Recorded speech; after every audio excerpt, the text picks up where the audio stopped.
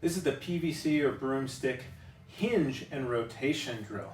So we're going to get a PVC pipe or take the head off a broomstick. I'm going to get this behind here, gently touching the head between the shoulder blades and the sacrum.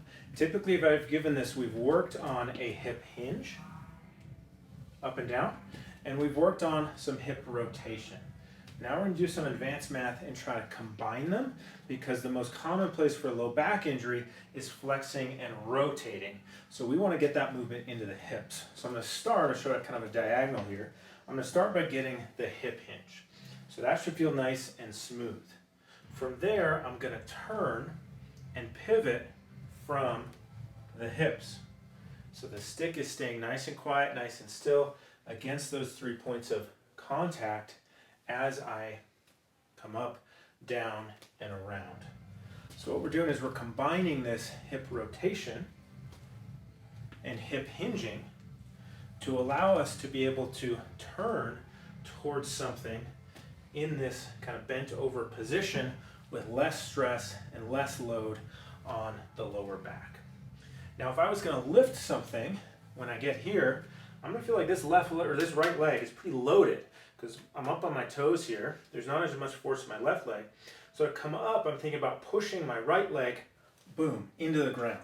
And that should fire the right hip and glute muscles to get me upright rather than just kind of coming up with the low back. So we're going to give this a shot with the stick a couple times, and then we're going to start to lift something. Start something light. I've got a foam roller here. I'm going to put that off to the side. So I'm going to see if I can kind of set up here. Get this, I'm in the same position.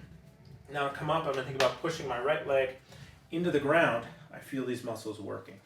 And then I go back down, I'll go to the other side, pushing up there.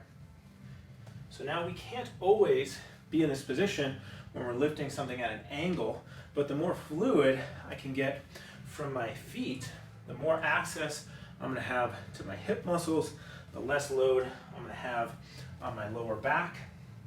And so if we can do this more often than not, starts to become second nature, then we have to go to lift something. We maybe don't have to be in a perfect position, but my default movement patterns are leading with the hip muscles rather than the back muscles. And the stick there can be a really helpful learning tool.